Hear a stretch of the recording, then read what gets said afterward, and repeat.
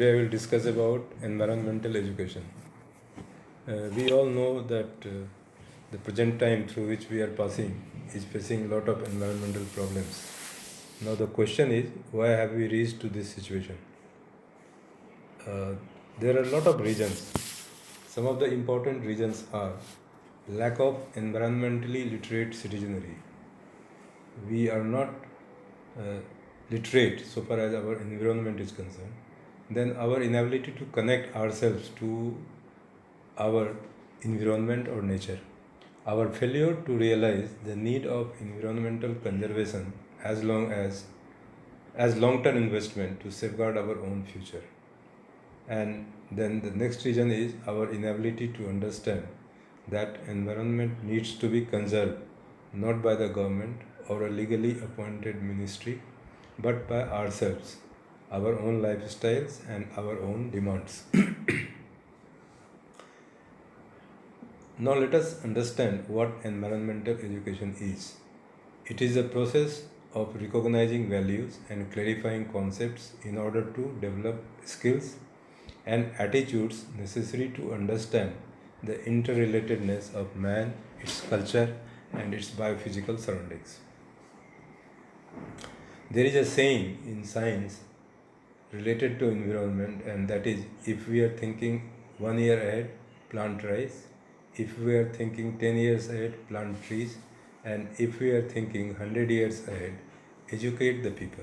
So if we want to protect our environment for our posterity, then we must enforce education of our people related to the environment.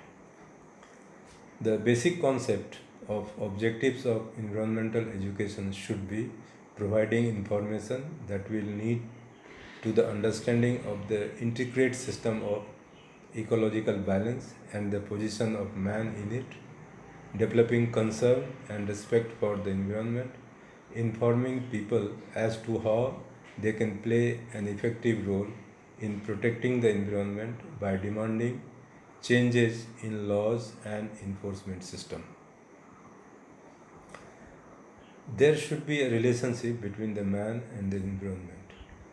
We all know that we are very, very egocentric. And that this egocentricity has made us feel that we are the master of nature, to use it the way we like. But this concept is not very new. This concept has been clearly reflected in Bible. There is a paragraph under Genesis 1 column 28 that says like this: God blessed man and said them, be fruitful and multiply, and fill the earth and subdue it, and have domination over the fish of the sea, and over the birds of the air, and over every living thing that moves upon the earth. That means we are blessed by the God to dominate the environment for our needs and demands. We all know that one of the important bioresources of the environment is the biodiversity, and this northeastern part of our country is blessed with huge biodiversity, and it comes under the one of the two biodiversity hotspots of our country. The biodiversity is lost. There are some specific reasons for the loss of the biodiversity.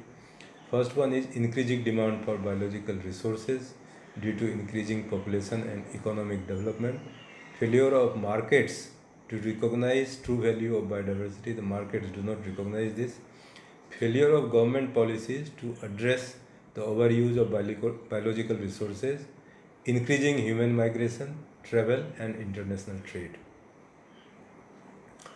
The specific reason for biodiversity loss includes habitat loss, forests are cut, there is fragmentation, and there is degradation. There is overexploitation. I will just give one example. Like these days, during COVID situation, a lot of emphasis is given on Ayurvedic medicines, and most of these Ayurvedic medicines are exploited from medicinal plants which grow in forest. So there is They are being exploited, they are being extracted from the forest, but there is no replenishment, there is no replantation of these plants into the natural situation. Uh, then there is introduction of non-native species, which also is degrading the native species, pollution or toxification of the soil, water and atmosphere, and there is climate change. Now, what do we need to do? So, we need to manage our biodiversity, we need to conserve our biodiversity, we need to use our biodiversity but in a sustainable way so that it would remain available even for the future generation. The share of benefits should be equitably shared. There is a need of research, there should be monitoring, and there should be inventory. And the most important thing is there should be national capacity and expertise building system.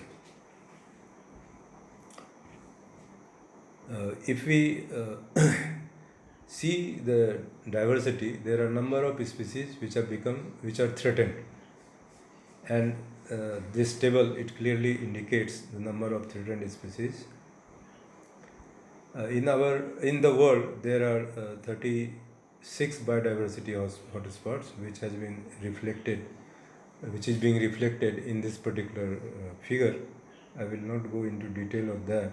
That can be seen. As I told you in the previous slide, India has got two biodiversity hotspots. One is the Eastern Himalayas, and second one is the Western Ghat. So the Eastern Himalayas, it consists of Nepal, Bhutan, whole northeastern states, and Yunnan province of China. There are 9,000 plant species, out of which 3,500 species are endemic. The Western Ghat is considered as the most important biogeographical zone and one of the richest center of endemism. So if we want to use these resources, so we will have to always keep in mind that we cannot use it if we do not think about sustainable development. The meaning of sustainable development is management and conservation of natural resource base and the orientation of technological and institutional changes in such a manner as to assure the attainment and continued satisfaction of human needs for the present and the future generation. These sustainable practices in agriculture, forestry, land, water, etc., are environmentally non-degrading, technically appropriate, economically viable, and socially acceptable. If we incorporate these two cardinal points, then we will be moving towards sustainable development. But to attain sustainable development, certain parameters are to be kept in mind. The first one is we need to control our population, we need to reduce our consumption, we need to integrate land use planning, there should be water resource management, there should be more emphasis on renewable resources, there should be conservation of biosphere, the techniques should be production efficient, and the last but not the least, there should be system to control the pollution.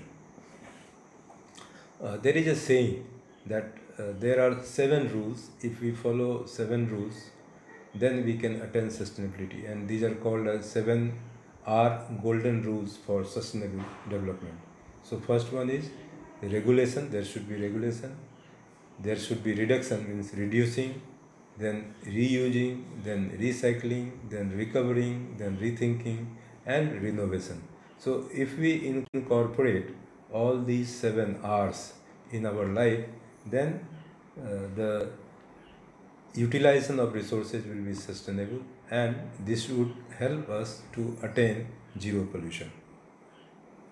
So this is high time we should incorporate these 7 R's in our lifestyle if we really want to protect our environment. It is not that it is only the responsibility of the individuals, even the business should, or those who are involved in business, they should also look for sustainable development, and it is called a business charter for sustainable development. So there should be a corporate policy. They should involve integrated management. There should be development or improvement of the process. There should be a system to educate the employees. There should be prior assessment, product and service, customer advice. They should have component of research. They should transfer the technology. There should be compliance and reporting, and there should be emergency preparedness. But it is not so easy as it is, as I have told you. It's really, there are a lot of challenges if we really want to attain sustainable development. And these challenges, they are identified by World Commission on Environment Development. It is called as Brundtland Commission 1987.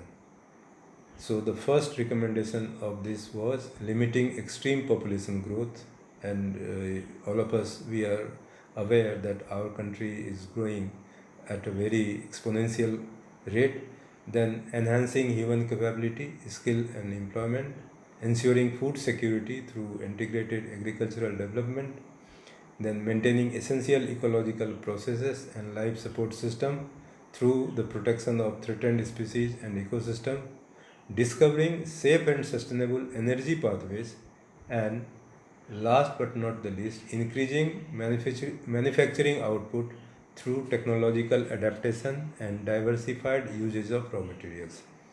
So, if we can incorporate this, then probably, or in other words, we can say these are the challenges if we really want to become sustainable. We all know that India is agriculture country, or the major population of Indians, they depend on agriculture. So we need to develop a sustainable agriculture system. We all know that after we became independent, we were dependent on other countries for food grains. But credit must be given to Green Revolution, and as a consequence of Green Revolution, we have become self-reliant in food production. But this self-reliance character of our country has not come free of cost. This has also degraded the environment, and therefore scientists, they are advocating that we should have another green revolution. But the second green revolution, which we are thinking to have, it should not be dependent upon the parameters of the previous green revolution. Now we always talk that if we make our agriculture sustainable, then probably we will be successful in attaining the goal of second green revolution. So in order to sustain agriculture, we must maintain and improve the production of clean food. We must maintain and improve the quality of landscapes, that is soil, water, biota and aesthetics. We must have minimal impact on the environment. We should be economically viable. It should be acceptable to the society, and we must use indigenous and traditional agricultural practices. So probably if we incorporate these aspects in our agricultural system, then our agriculture system would become sustainable. Industrial sector, they also have an important role to uh, to protect the environment, and to protect, not only protect the environment, but also to develop a sustainable system. And in order to do that, industry must try to consume renewable and non-renewable resources. They should also take care of air pollution like carbon dioxide, carbon monoxide and sulfur oxide. They should also take care of water pollution. They should have a system of management of solid waste. At the same time, they should also have a system for toxic and hazardous waste management, because toxic and hazardous waste management is important because they are being released by different types of industrial houses.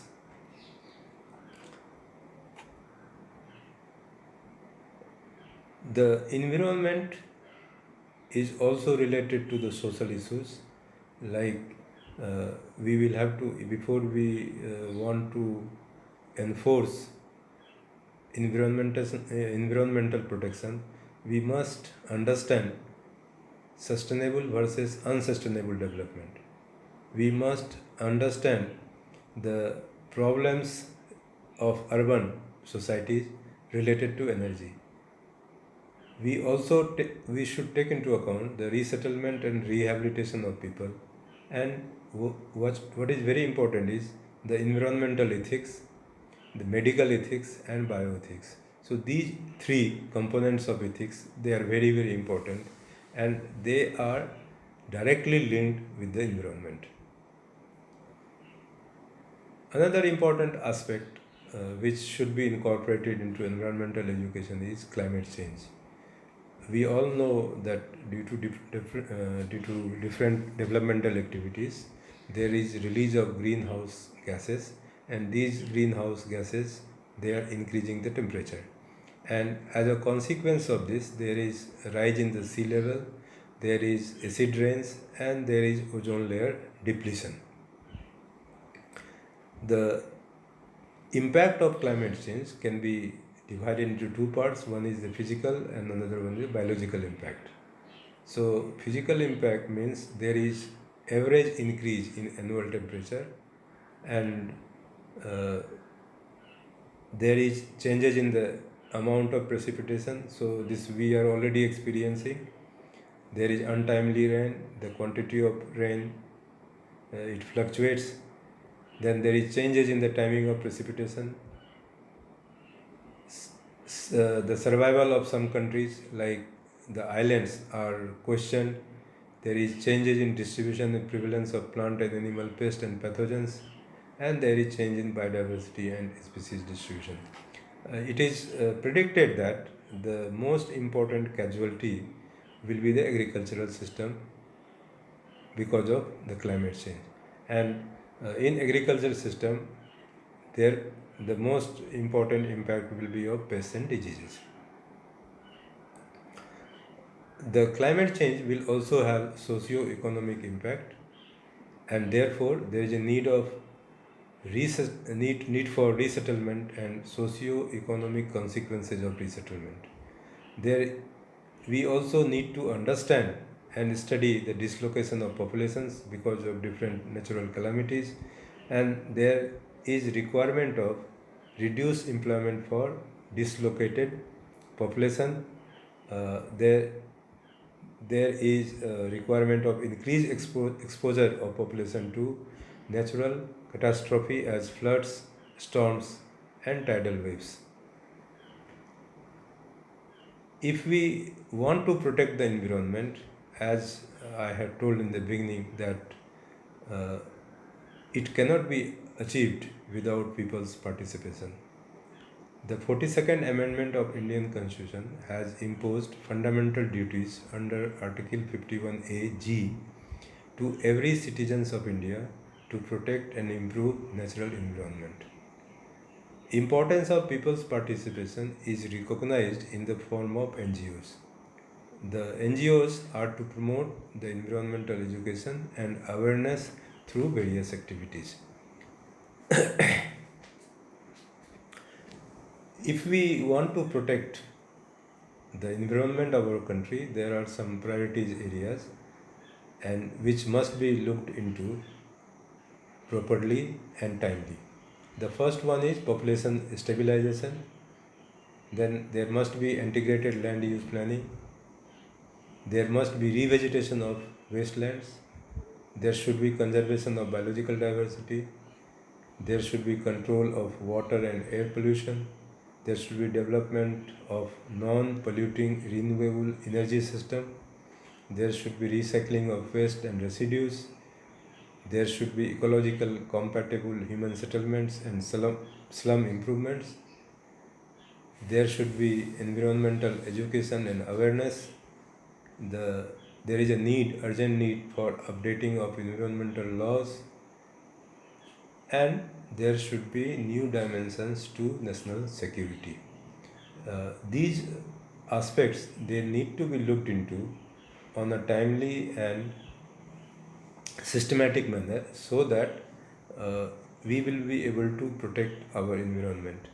Uh, Lastly, what we need to do is we need to establish a symbiotic relationship between we and the environment, so that we will benefit the environment by protecting it, by conserving it, by maintaining it, and the environment will protect us, giving healthy atmosphere not only to us, even to the generation which will be coming after us.